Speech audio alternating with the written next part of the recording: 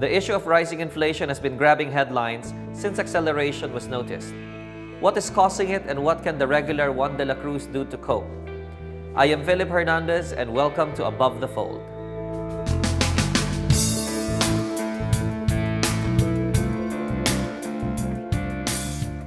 We are joined today by two Thomasian economists who will shed light on the issue. First is the former chair of the Department of Economics of the Faculty of Arts and Letters and now the Dean of the Graduate School of the Colegio de San Juan de Letran, Manila, Dr. Emmanuel Lopez. Morning, sir. We also have the incumbent chair of the Department of Economics of the Faculty of Arts and Letters, dear friends, Dr. Carlos Manapat. Good morning. Gentlemen, thank you for joining us and welcome to Above the Fold. So, we'd like to start by understanding what's going on right now. So, to someone who needs to understand or needs a basic grasp of the issue, what is inflation and what's happening to the economy? Sir Kaloy. It's the continuous increase in prices of goods and services, especially in food items and cost of living. All right. Doc EJ, so what's going on right now and what fueled this current acceleration of inflation? Actually, when you talk of inflation, it's a general price increase, not only of one commodity, but all commodities in the market. Now, what is happening right now is an increase in the price of a basic component of production. Like for instance, what is happening right now, the increase in the price of fuel continuously. Since January up to now, it has increased by 10 pesos. So, and the other one is the increase in the basic commodities, like for instance, rice, which is the basic and staple food of the Filipinos, that led to the increase in the price of the commodity because of the lack of supply. So these two things primarily, and other things as well, led to the inflationary trend that is the highest in the span of 10 years. All right. And what are some of the root causes of the increase in fuel and, well, Doc EJ mentioned about the increase in prices of rice because of the lack of supply. How about for fuel, Doc So Kaloy? we have, this is the effect of the train law 1. Okay. There's an increase in, I think, excise tax in fuel. And also, this is the time when we import fuel from other countries. Some other countries are also importing fuel. Okay. It means that if their output is the same, and we are demanding for more fuel, Yeah. then you have a continuous increase in fuel. But is there truth to some news that there are some there's a crisis in terms of oil globally? Actually, yes, that's true. No? Considering the fact that the United States has reduced its reduced its production of fuel because of certain problem, no? And the fact that the Philippines is overly dependent, about 90%, we are overly dependent on fuel items. So that's why we are hardest hit by it. No? It's a worldwide phenomenon, that's true. No? But when you talk of inflation, we are the only one hardly hit by inflation because of our overly dependent on oil. Others have inflation also, but at a manageable level. No? That's why the mere fact that the fuel is a basic component of any production, for that matter, in our country, we are hardest hit by inflation. Okay. So, some economic managers of the government have indicated that inflation is also good for the economy. What's your take on that? That inflation is good? Yes. Well, if you are into investing something, let's say you have a long-term investment, Uh-huh. an increase in inflation will add up to your investment. Let's say Okay. you bought a piece of land. If you have inflation, let's say for 10 years, let's say an average of 10% per year, that's a total of 100%. But the price of land after 10 years is more than that. That's one good effect. That's one good effect. In addition to that, inflation is accompanied by the appreciation of the US dollar against the Philippine peso. And therefore, that is good for our export market, considering the fact that a higher dollar value and a decreased peso will make our commodity cheaper. No? Aside from the fact that growth is accompanied by increase in prices, no? How can you measure growth if there is no increase in price? The economy will be stagnant if there is no price increase, no? Actually, inflation is nothing as long as you have the purchasing power to back it up, no? The thing is that the increase in prices should be accompanied also by an increase in salary.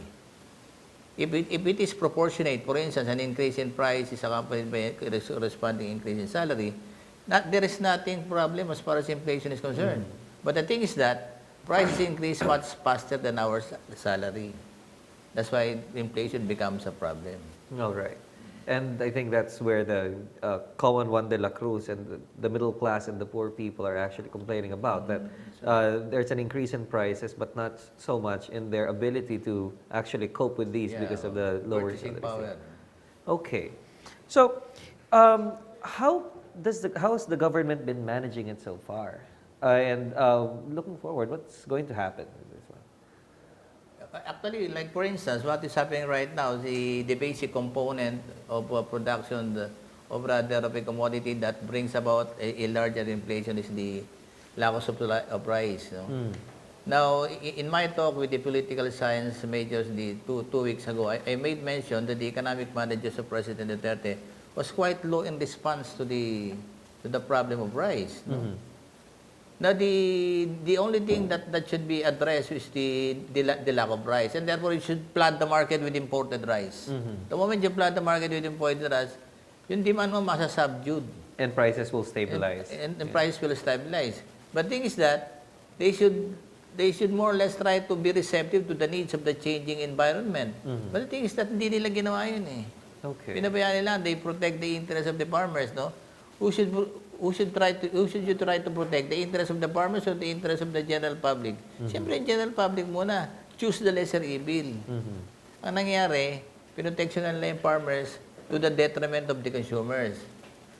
So that's the problem. Kung binlad nila yung market ng rice, hindi magkakaganito sana. So there was they had to make a decision between choosing the long-term solution, which is helping farmers and increasing their production in the long run, but failing to address the imminent or the more immediate problem, which is the shortage of supply. It aggravates the problem as a result of that. Doc Aloy, you mentioned also about the train law earlier. If we can go deeper into that, what was Train Law 1? I mean, of course, the critics of the government have been calling it a runaway train and all sorts of ways by which to criticize it. But on the upside of it, there are those who have felt it, especially among the middle class. There are those who have felt the benefits because of possible increase in purchasing power, because now they don't have to pay the income tax unlike before. So can you please elaborate on the train law? The effect of Train Law 1 is your disposable income for the middle class will increase. Okay. As long as you're not using your car that much, let's say if there's an increase in price of gasoline, you have an economical car, and your disposable income increase, even if the prices of gasoline goes up, your disposable income is more than the increase in the price of gasoline. But the problem with Train 1 is if you are part of the informal economy, or what we call the underground economy, you're not filing your income tax. There is no increase in disposable income. Yeah. Now, in the long run, the effect of the increase in gasoline will be inflation. This is what's happening right now. That's why even if the middle class is being helped by Train Law 1, it was not, I think the government did not see the effect of Train Law 1 to the informal economy, which in this case, they have less food on their table. Yeah. And in Train Law 2, I think last Friday or today, there is a suspension of the excise tax because the economic managers of the president saw the immediate effect of an increase in the excise tax in Train Law 1. So now in the provisions of Train Law 2, which hopefully will be passed by Congress, the excise tax increase that was implemented in Train Law 1 will be suspended. Okay. Well, it's really an automatic suspension Okay. if you reach a certain ceiling. I see. It's just like I think the government is informing the people that they are now really suspending it, although Okay. there is an automatic suspension of it. Okay. And what, yes, Doc Actually, EJ. what has been suspended is the forthcoming train law excise tax. Yeah. But the existing excise tax remain as it is. Okay. Yes. Actually, the intention of the train law is to increase the take-home pay of the consumers. If your income is about 200,000 or 220,000 per annum or less, it is expected that your take-home pay will increase by approximately 4 to 5,000 pesos a month. No? So I don't see the reason why the train law should be blamed at the same time, because it has increased your purchasing power. No? Yes. What has been imposed upon on these commodities are the non-essential items, like for instance, mga sweets, mga katulad na limbawa ng mga soft drinks, Yeah. sigarilyo. Yun ang chinarge ng train law 1. But not the basic items. No? Not the very basic item. Yeah, not the very basic items. That's why I was wondering on why train law should be blamed on that particular area.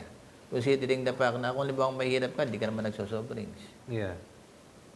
Hindi ka naman gumagamit ng mga alahas na... So more or less, but the thing is that the sellers pass it on as a production cost na hindi naman dapat. Okay. Okay. So that's there's a also a problem in the way by which the goods and services are distributed at the level of the sellers. They speculated on that. No? Speculation kills the consumers, kills the economy. That's why this is the main culprit, speculation. So, Okay. not the train law. So can we say that, because of course, what they're hyping about will be the train law, and then say, uy, tataas na raw ang gasolina. So now can we see a phenomenon in which the sellers in the market can abuse this certain thing in order to jack up prices? Yeah, that's why. By speculating, an example of speculation will be hoarding. Yeah. Like for instance, what has been discovered in Zamboanga, 40,000 sacks of rice has been hoarded in Zamboanga and other areas as well. No? That's why you cannot solve it by on that particular area if you're not going to straighten up the society in so far as implementation of the law is concerned. Okay.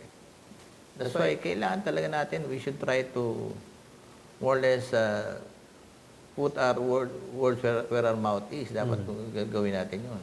Okay. So when we come back, we will discuss the steps that the government is taking to address inflation.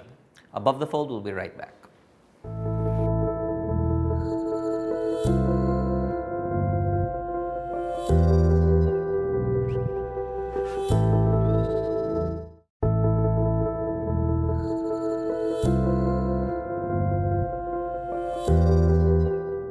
Welcome back to Above the Fold. Now let's talk about Train Law 2 and what other government initiatives have been done so far. So, Doc Aloy, you mentioned earlier that apart from Train Law 1, there's a pending legislation in terms of Train Law 2. So can you tell us more about what the current plans are? This is for the collecting more taxes, Okay. especially for businesses. The train law one is more of the increasing the disposable income of the individual. Now it's more of the businesses. Okay. So does that mean removing some perks from that are currently enjoyed by corporations? And will this collection of more taxes lead to an increase again in basic goods and services? This is more of collecting more taxes from the businesses. If you have a small business or a corporation, this is more of increase in collection. All right. So you mentioned about increase in collection of government revenue. Doc EJ, has Train Law so far delivered on that? Apart from increasing the disposable income, has there been a dent? Has it made a dent in terms of increasing government revenue? I think so, because the current project of the government on Build primarily has been financed by Train Law 1. As a matter of fact, it has been collecting billions of pesos daily in terms of tax collection revenue that sustain the Build. And mind you, the Build scheme needs at least until 2022, until the end of the term of President Digong Duterte, will need 6 trillion. And therefore, and it's primarily at least mga 50% is financed by the Train 1. Okay. And in addition to that, the Train Law 2 primarily is to decrease the the taxes on corporate income. No? Okay. Because presently, we are the highest among the Asian countries that tax corporations. No? We tax 32% or more than 32%. But now with the new train law 2, now they are going to be taxed only about 25%. And that will increase interest for investors to come into the Philippines. Yeah, for the investors to come into the Philippines, no? Because as a matter of fact, that is an additional come-on insofar as the business prospect is concerned, because it's going to increase the investment here in our country. And if they will decrease it by 7%, where does the government plan to get now the lost revenue, the projected lost revenue based on that? Well, additional investment, primarily, no? And if you are going to have additional investment, you're going to employ additional people. Okay. And that will be reversed by the unemployment level that will be decreased as a result of the additional investment. Okay. And that will, it creates another round of income. Okay. So, the Bangko Sentral ng Pilipinas raised interest rates. Why did it do it, and then what's the expected impact? Doc Alan? One of the tools in monetary control, if you have more money in circulation, is we will have inflation. Okay. Now, the part of the central bank is for stability and sustainable growth. The part of central bank is try to increase or decrease interest rates so that you will lessen the flow of money in circulation. Now, if you increase interest rate, there is this theoretical part there that people will save more money and it will go to banks. This will lessen money in circulation. It can help Tame inflation. Yes, inflation. Now, that's the theoretical part. Now, that's one of the things that the central bank is doing. In addition to that, what the central bank is doing currently is to increase the basis points, no, to 50 basis point BSP points, no. Kasi when you talk of 100 BSP point, that is 1%. 50 BSP point is 5.5%. Now, and what is being manipulated here are the treasury bills. Okay. Because the treasury bills are the barometer of the interest rate. Okay. 90 days treasury bill, no? That's why tumaas ang 0.5% ang treasury bill. And that more or less affects the interest rate of all. Because that is the barometer of all banks. No? Yung treasury bill, pagka tinanong, mag-invest tayo sa stock market, ano ba interest ng treasury bill? Yan ang tinatanong, yan ang barometer. That's why pag sinabi nagtaas ang 50 BSP points, sabihin nun, 0.5% lang ang tinaas ang interest rate. And that is big, 0.5%. No? And that affects the stock market. Like for instance, stock market, it's in its lowest for the past 10 years. Yeah. Bumagsak ang stock market natin. Not because of the local political instability that we are having, but because of the international repercussion of what China and US has been having right now in terms of trade problems. No? So the current standoff between China and the US is actually causing this, Yeah, well, they call it a bloodshed in the stock market. in the stock market. Yeah, that's right. So it's not necessarily traced to local economic conditions. No, as a matter of fact, offshoot lang na nangyayari sa atin, Yeah. offshoot na ng international economic doldrums that we are experiencing right now. All right. So the government has been stepping in. You mentioned that in Train Law 2, they are going to suspend the the supposed additional increase in excise taxes. Now, with the current bad publicity the train law or the inflation phenomenon has been getting, is it, from the perspective of economists, fair to call it a crisis already? And when do we call it a crisis, if ever it is such? Yes, Sir So Calab. if it will continue and we cannot control it, then we are in crisis. But for the meantime, we are not in crisis. Okay. Yeah. We're not yet in crisis. Yeah. So what now should the government do to make sure that we avert that crisis? Now, the problem with the inflation right now is food. That is rice. No? As I've said earlier, the main solution to that is to import thousands of metric tons of rice and flood the market with rice. Ang baba presyo niyan. Garantisado yan. Pag hindi, huwag niyo na ako imbitahin dito. No? That's the main problem. It's not really the oil. Yeah. Because the oil is a worldwide phenomenon. No? The inflation that we are having right now is controllable. The highest inflation was in 2008 during the time of GMA, 12%. No? Ginawa nila, problema rin nila yung bigas, nag-import sila, si Salceda, no? In a span of 2 months, naging 2% ang inflation rate. Because pinpointed ang problema eh. Ganon din ang problema natin, bigas. So mag-import ka ng thousands of metric tons niya, pag hindi dumami yung bigas, bababa ang presyo niyan. Yan, garantisado yan. Okay. Because that is the main culprit, no? Ayaw lang aminin ng government experts natin. But that is the main problem. All right. And aside from that, the government can sell directly to the people, eliminating the profit margin of the middleman. So is this the NFA scheme? Or Yeah, you can directly distribute it using government vehicles to the informal economy, yeah. and the prices are lower. I think they're doing it right now. I think the coverage is limited in Metro Manila. If they can go out further, then they can help those. Really to the outliers. But of course, we have to do it in such a way to protect the interest also of our farmers. Yeah. So how do you now balance that? That of course, when you talk about importation of rice and flooding the market, always there will be feedback that the farmers are the ones being adversely affected. So it's a delicate balancing game. How does that play out? Now we are in an abnormal situation. We have to address the problem immediately, no? Yeah. But the moment things settle down, that's the time that we now act in accordance with the interests of the farmers, no? We are in an abnormal situation natin yun, eh. Okay. The moment it settles down, then we have to address the problem of the farmers, grant them subsidy, grant them tax exemption. That's the time that everything will go back to normal. Okay. And once our agricultural output is maintained, then we can stop importing. Okay.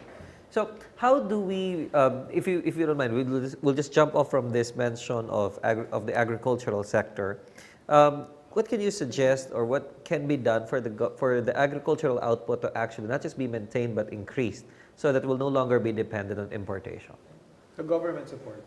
Government support. They should try to look into those people who are lending money to the farmers, because farmers, before they sell their goods to the market, they have problems with maintaining their profits, because the lending institutions, they lend farmers, but the interest rates are too high. The government should try to look into that. For me, the problem is land conversion, eh. Because unlike before, we are basically an agricultural country, but we are a net importer of rice. So that's a problem, because agricultural land are being converted into subdivision, being converted into golf area. Now look at the land areas in Central Plain, in Central Luzon. Previously, they are agricultural lands, but now they are being converted into. So hindi tayo makakaano dyan. So there should be a law that provides that this agricultural land should not be converted and should remain an agricultural land forever. Okay. Aside from the fact that when you talk of technology, we are more or less lagging behind in terms of technological innovation, in terms of agricultural innovation. So it's a matter of government intervention. They have to look into the lending institutions that can, if I got the impression right, may abuse our farmers and right. actually bury them deep into debt, the financial debt with these lending institutions. At the same time, prevent our agricultural lands from being appropriated or converted into non-agricultural use. And thereby we can increase our production. All right. So when we come back, above the fold, we'll discuss how the regular Juan de la Cruz can cope with this while our government economic managers struggle to tame inflation. We'll be right back.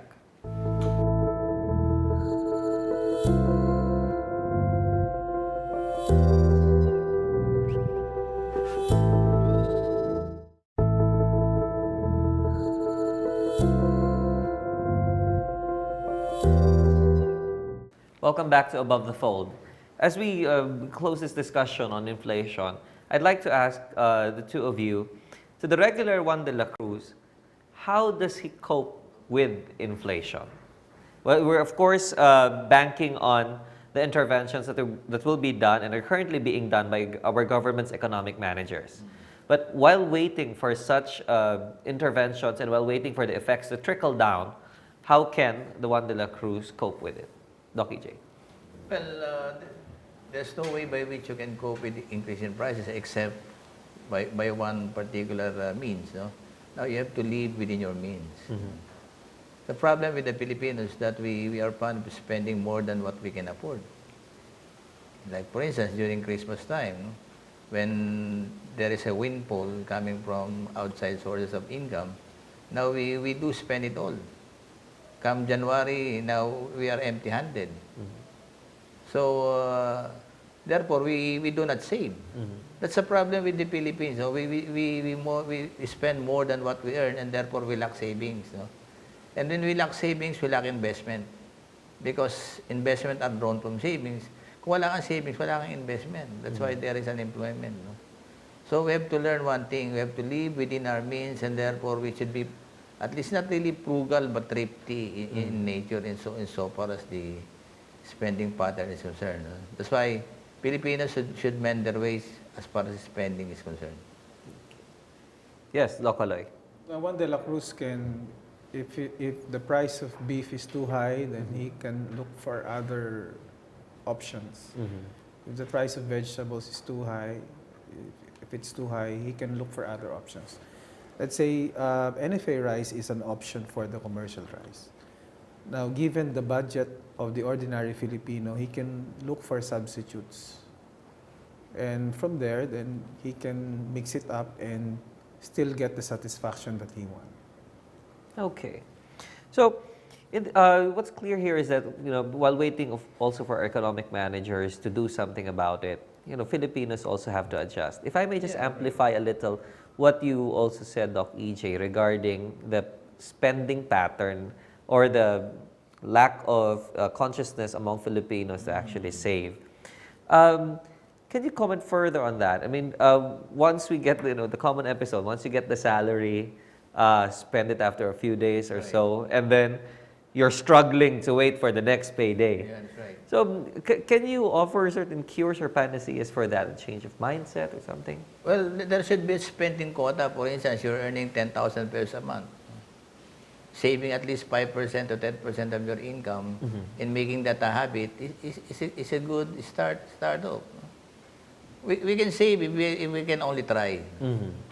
And we can save, the moment we save, we draw it and become investment. The problem is that we do not save, that's why banks have no investment. Okay. Because the producers borrow money from savings to get investment. Pag wala, uutang tayo sa labas. So can you just imagine a country borrowing money from other countries in order to save? Borrowing money to save so that there is investment. That is a wrong notion. And that is what we are doing right now. Majority of the Filipinos are borrowing money in order to pay the debt. No? So we should mend our ways. So that it's something that other countries are doing also. No? And therefore, we should try to do that also and imitate frugal economies like, for instance, Japan. Japan was an economic miracle during the Second World War. No? From total devastation of the war and paying reparations to other countries, no? It was able to revive and become an economic miracle because of their discipline. I'm not saying that we have to imitate Japan, but at least we should approximate the other countries in order to develop. No? We cannot be an economic tiger with this kind of attitude. We are aspiring to become an economic tiger. No? To be able to become an economic tiger, we must have a growth rate of at least 8 to 10% for the next 20 years. No? As it is, hindi natin kaya yun. Eh. We are not going to become an economic tiger. We are going to forever be an economic pussycat. If we are going to do something like that. That's it. All right. We should also educate our young professionals that instead of increasing their quantity demand for certain goods and services, they should set aside some of their disposable income for savings. We should educate them. Instead of spending their 13th month pay, they need to try investments, for example. And there are investments as low as around 20 to 24,000 per year. And the gains from these investments is huge when it reaches, let's say, 15 to 20 years. We should educate our young professionals. Okay. So, based on our experts' opinions, the inflation we're currently experiencing is not yet a crisis, but it can be. While waiting for our government economic managers to strategize on what best to do, we, the regular Juan de la Cruz, have to adjust not just our spending patterns, but also our consciousness in terms of saving. This has been Above the Fold. Good day.